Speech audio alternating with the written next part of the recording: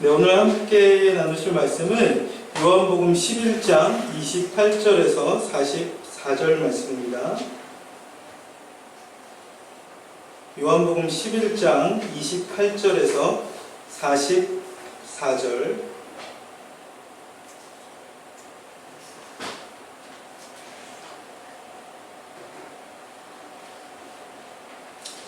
네, 본문 약간 길긴 한데 제가 읽도록 하겠습니다. 이 말을 하고 돌아가서 가만히 그 자매 마리아를 불러 말하되 선생님이 오셔서 너를 부르신다 하니 마리아가 이 말을 듣고 급히 일어나 예수께 나아가매 예수는 아직 마을로 들어오지 아니하시고 마르다가 맞이했던 곳에 그대로 계시더라. 마리아와 함께 집에 있어 위로하던 유대인들은 그가 급히 일어나 나가는 것을 보고 복하러 무덤에 가는 줄로 생각하고 따라가더니 마리아가 예수 계신 곳에 가서 배웠고 그 발 앞에 엎드려 이르되 주께서 여기 계셨더라면 내 오라버니가 죽지 아니하였겠나이다 하더라. 예수께서 그가 우는 것과 또 함께 온 유대인들이 우는 것을 보시고 심령에 비통히 여기시고 불쌍히 여기사 이르시되 그를 어디에 두었느냐 이르되 주여 와서 보옵소서 하니 예수께서 눈물을 흘리시더라. 이에 유대인들이 말하되 보라 그가 얼마나 사랑하셨는가 하며 그중 어떤 이는 말하되 맹인의 눈을 뜨게 한 이 사람이 그 사람은 죽지 않게 할 수 없었더냐 하더라.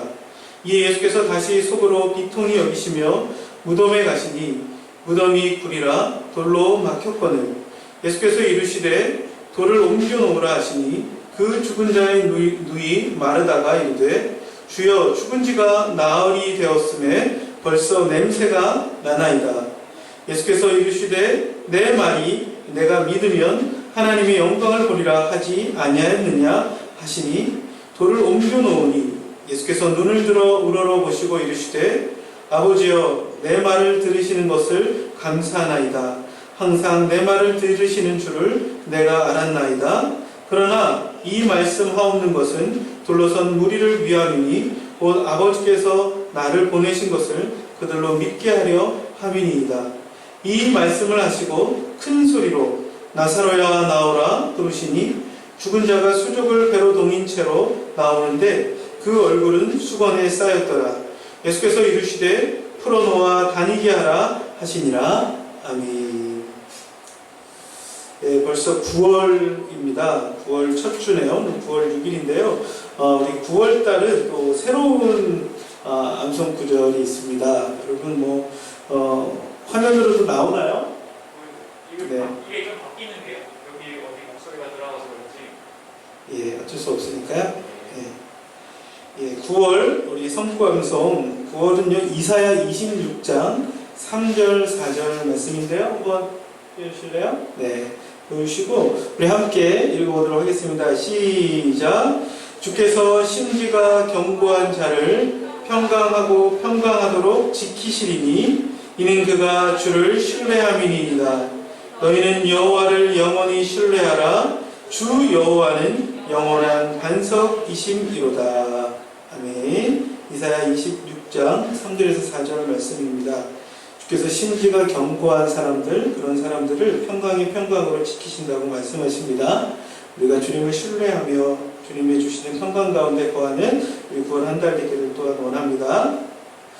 오늘은 요한복음 11장 28절에서 44절 본 말씀을 통해서 내 친구를 풀어놓아 다니게 하라 라는 제목으로 하나님 말씀을 나누도록 하겠습니다. 우리 3주째 이제 나사로의 살아난 이야기를 오늘 듣고 있는데요. 오늘 그 마지막입니다. 오늘 예수님께서 나사로가 장례 지내고 있는 그곳에 가십니다.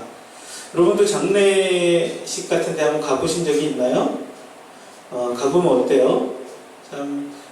그 죽은 사람으로 인해서 마음 아파하고 참 힘들어하는 그 가족들을 위로하는 풍경들을 또한 보게 됩니다. 우리도 살아가면서 참 이런 장례식에 간다든지 혹은 좀 비통한 사람들이 있는 곳에 가면 우리의 마음도 좀 숙연해지기도 하죠. 저도 이번 주에 장례식에 한번 다녀왔습니다. 저보다 이제 한 살 어린 대학 후배가 암으로 세상을 떠났습니다. 참 건강했던 친구고 또 지금 뭐 나이도 한참 젊은 나이인데 참 그렇게 되어서 참 마음이 많이 아팠던 것 같습니다. 누군가 다시는 볼 수 없는 상황이 됐다고 느껴질 때 그 마음이 참 힘들고 아픈 것은 인지상정인 것 같습니다. 여러분들도 뭐 가족이 죽었다든지 혹은 큰 어려움에 처해서 이렇게 아파하고 힘들어했던 적이 있습니까? 오늘 본문에서 이 마르다와 마리아는 자기 오빠를 잃고 많이 힘들고 괴로웠던 것 같습니다. 그리고 예수님이 왔지만 예수님 앞에 참 어떻게 이렇게 늦게 오셨는지 또 하소연하는 모습들을 우리가 지난주부터 이렇게 볼 수 있습니다. 그런데 오늘 참 아이러니한 것은 예수님께서 그 장례에 가셔서 보이신 태도들인 것 같아요. 보통 장례식에 우리가 가면 그 가족들을 위로하고 격려하고 다독이는 것으로 많이 생각하는데 오늘 계속해서 보면 예수님께서 그 사람들의 우는 모습을 보면서 마음에 비통이 여기셨다 이야기해요. 38절에서도 왜 그 눈먼 자도 눈뜨게 하는 사람이 자기가 그렇게 사랑했던 그 나사로도 살리지 못했느냐라는 사람들의 이야기에 속으로 비통이 여기셨다라는 말들이 나옵니다. 여기 나오는 그 비통이 여기다라는 단어의 원래 의미는요, 그 말이 코로 이렇게 숨을 쉴 때 이렇게 뿜어 나오는 그 모습을 이야기한다고 합니다. 코로 씩씩거리는 모습을 이야기한다고 하죠. 사람들의 감정적으로 화난 상태를 표현할 때 쓰는 표현이기도 합니다. 예수님께서 왜 이렇게 장례에 가셔서 그렇게 화가 나시고 마음이 힘드셨을까요?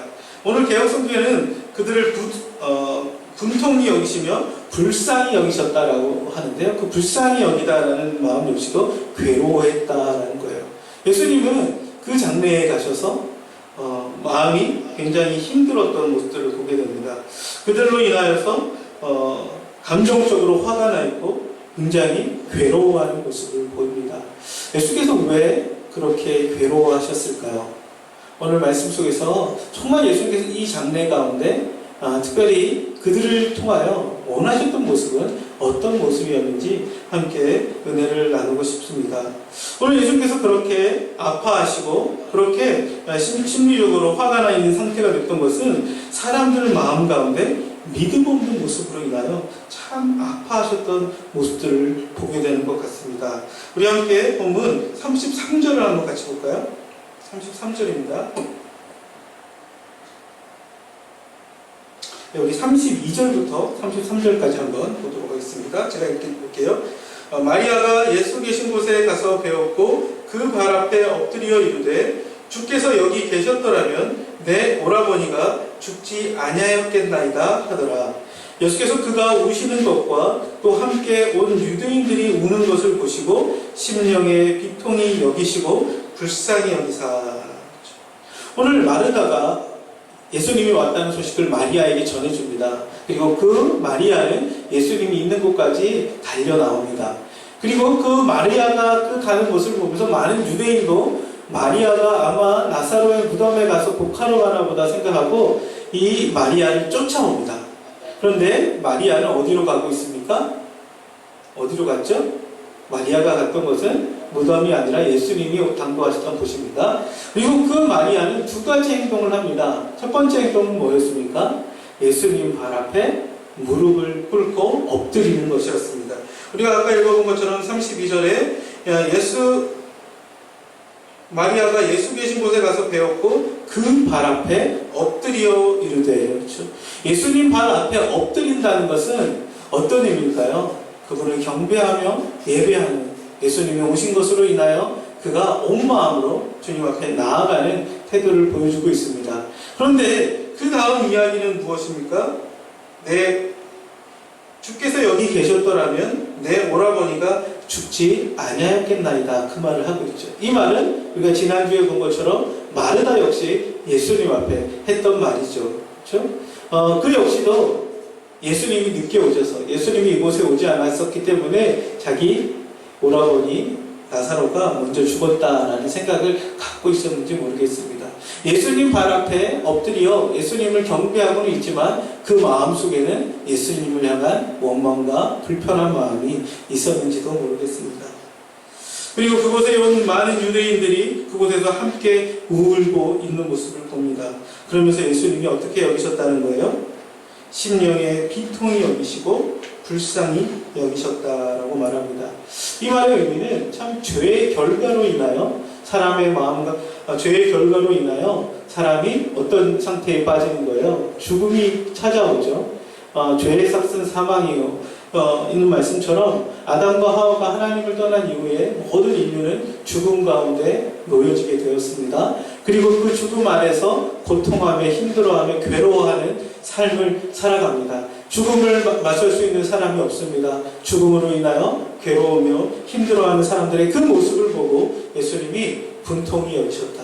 죄의 결과로 인한 그들의 모습을 보며 마음 아파하시고 분통히 여기셨다. 그렇게도 볼 수 있습니다.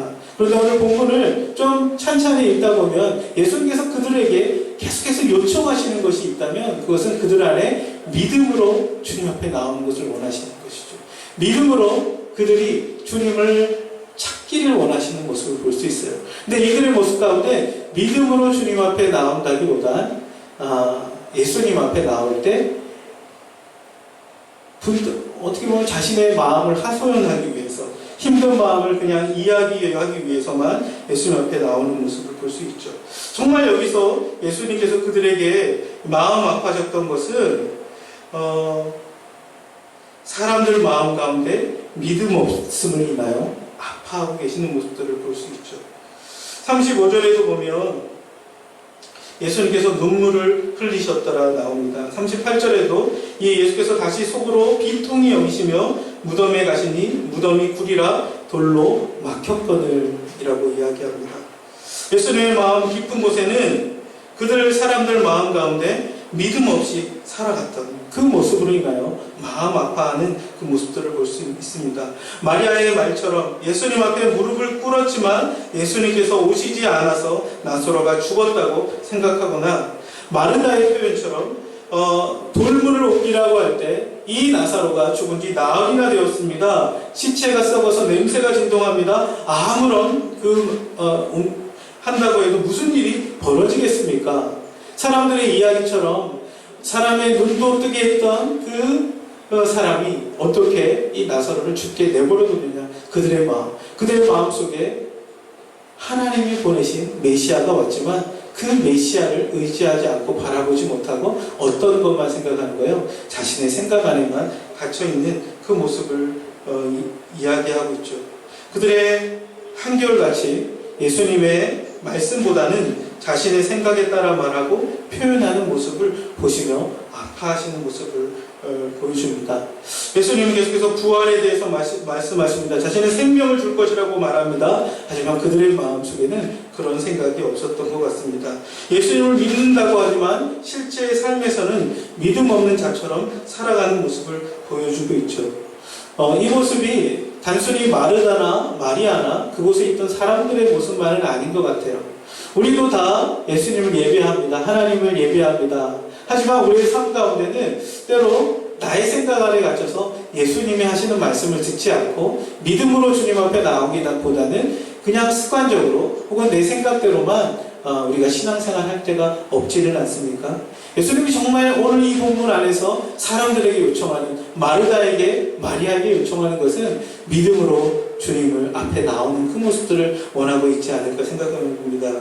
우리도 많은 경우 머리로는 하나님을 인정합니다. 생각으로는 예수 그리스도가 우리의 구주요 우리의 주인이라고 고백합니다. 근데 우리의 삶의 현장에 삶의 자리에서는 마치 예수님이 없는 것처럼 마치 하나님이 안 계시던 것처럼 내 생각대로만 생각하고 살아갈 때가 참 많이 있는 것 같습니다.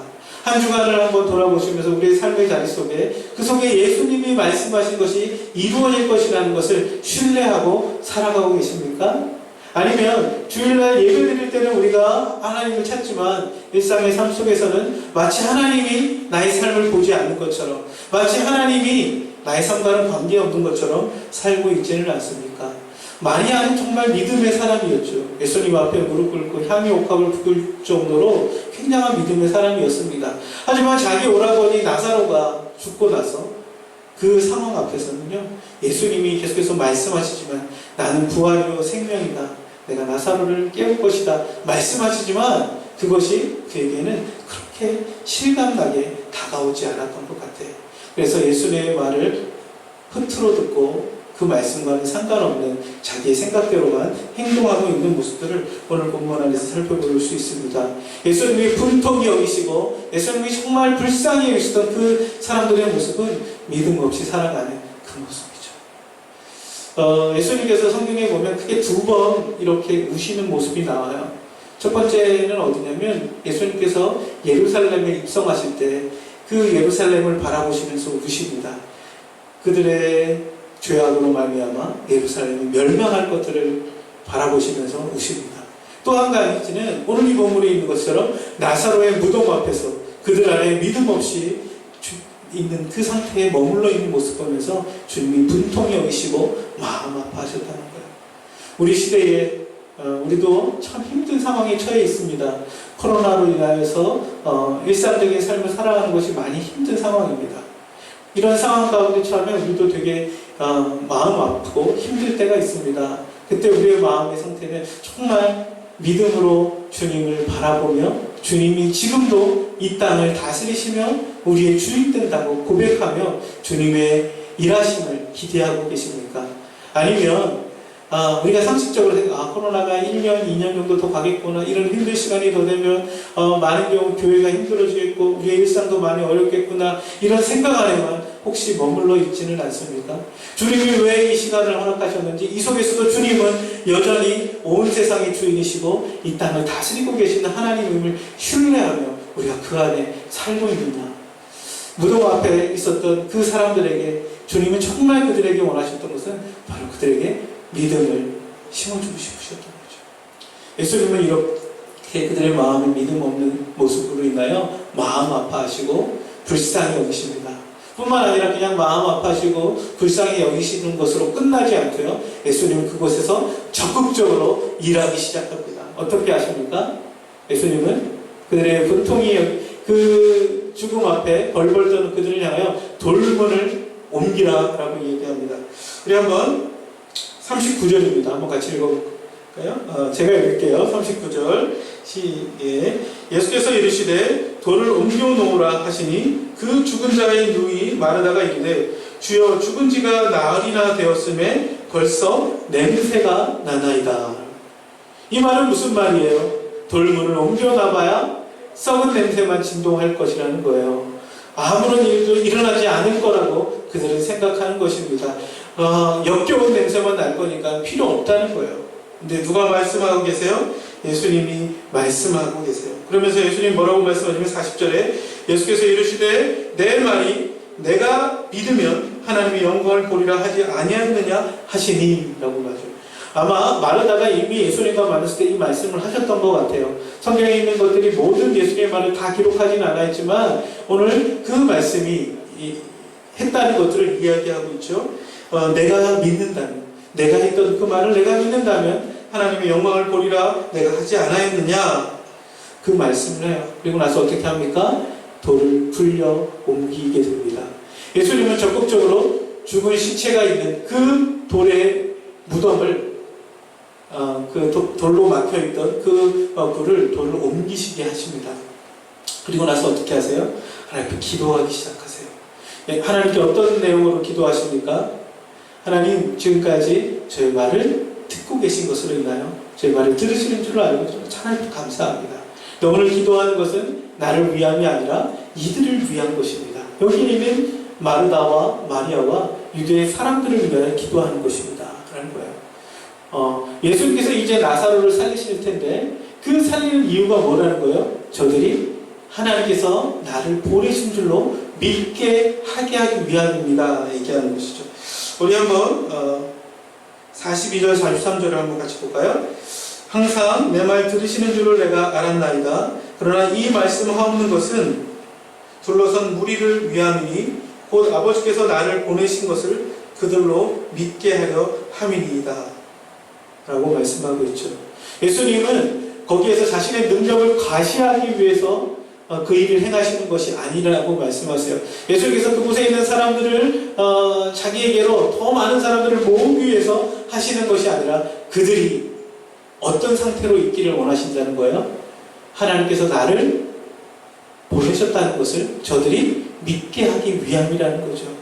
그들이 믿음으로 말미암아 생명을 얻고 그들이 믿음으로 말미암아 하나님의 구원에 동참하는 자들 되기를 원하셔서 이제 그 돌문을 옮기라고 말씀하시는 거예요. 예수님이 그들 안에 하나님께서 일하고 계시다는 그 믿음을 심어주기 위해서라는 거죠. 지난주에서 말씀해서 본 것처럼 예수께서 나는 부활이요 생명이니 나를 믿는 자는 죽어도 살겠고 살아서 나를 믿는 자는 영원히 죽지 아니하리라 하는 그 말씀, 그것을 내가 믿느냐라고 말씀하셨던 것처럼 이 나사로의 죽음의 사건 속에서 주님이 그들에게 알리고 싶어졌던 것은 주님이 바로 부활이요 생명이신 분이라는 거예요. 그리고 그 부활이요 생명이신 그분이 우리에게 참 생명을 주고 계시다는 것, 그분을 영접하고 그분과 함께하는 사람들에게 참된 생명이 있다는 것을 그들로 믿게 하기 위해서 이 사건을 이루고 있다는 것이죠.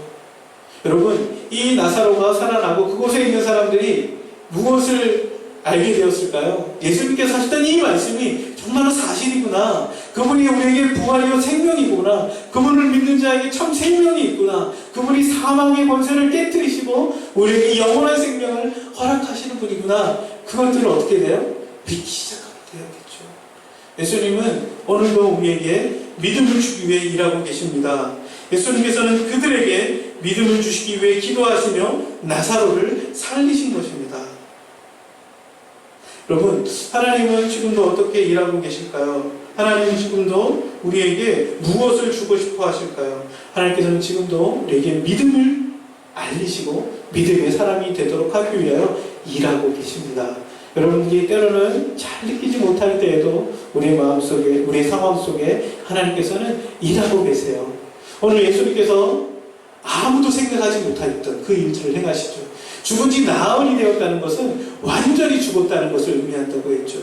유대인들은 3일 동안은 영원히 떠돈다라고 생각했던 것 같아요, 주변에. 그리고 3일 뒤는 완전히 떠나가 버린다고 생각했어요. 근데 사흘째 되는 날, 더 이상 이 사람은 살아날 희망이 없고 모든 소망이 끊어졌다고 생각하는 순간 주님이 그 가운데 찾아오시고 역사하고 계시죠. 여러분, 우리도 우리의 생각이, 우리의 소망이 끊어질 때 그때서야 누구를 찾아요? 하나님을 찾을 때가 있어요.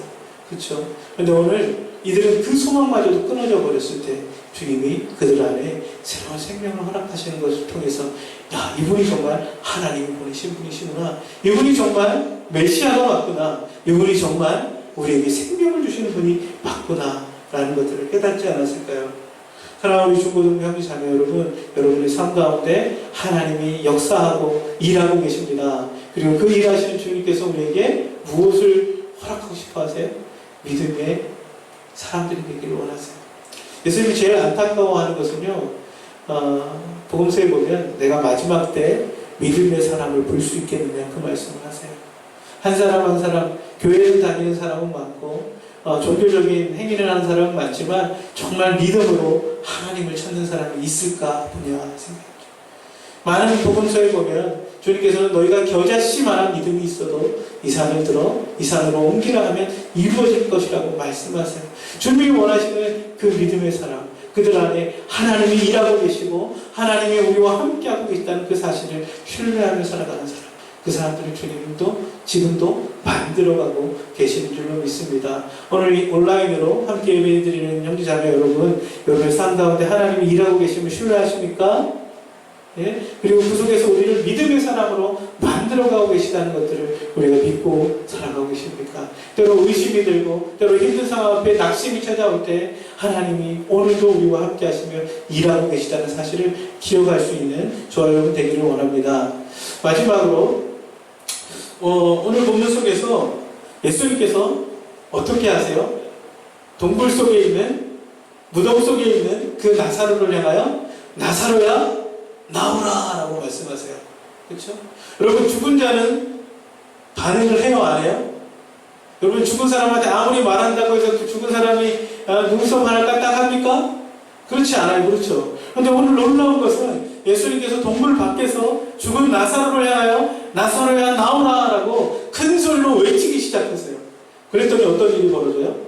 죽은 나사로가 번떡 일어나는 거예요. 그리고 수족을 손과 발이 다 묶인 상태로 어떻게 해요? 걸어서 무덤 밖으로 나오는 거예요. 그렇죠? 어떻게 꽁꽁 묶였는데 나올 수 있었나요? 그래서 뭐 어떤 사람은 강치처럼 퐁퐁퐁퐁 뛰어서 나갔다 이렇게 생각하는 사람도 있고, 아니면 펭귄처럼 뒤뚱뒤뚱 나갔다 얘기하는 사람도 있는데, 중요한 건 여기서 뭐 퐁퐁 뛰어나왔냐 뒤뚱뒤뚱 나왔냐가 중요한 게 아니라 주님이 말씀하시니까 어떻게 돼요? 죽은 나사로가 일어나 나왔다는 거예요. 예. 이것은 무엇을 상징하는 걸까요? 예? 무엇을 얘기하는 걸까요? 믿음이란 주님의 말씀 앞에 반응하는 거라는 거예요. 죽은 나사로도, 거기에 살아있는 사람도 아무도 예수님 말하지만 반응하지 않는데, 죽은 나사로는 어떻게 돼요? 예수님 말하니까 그 말에 반응하여 불쭉불쭉 나오는 거예요. 그리고 그 말씀에 따라 생명 있게 움직이기 시작해요. 그랬더니 어떻게 해요? 이거 쌌던 그것을 풀어놓아 다니게 하라라고 주님 말씀하시죠.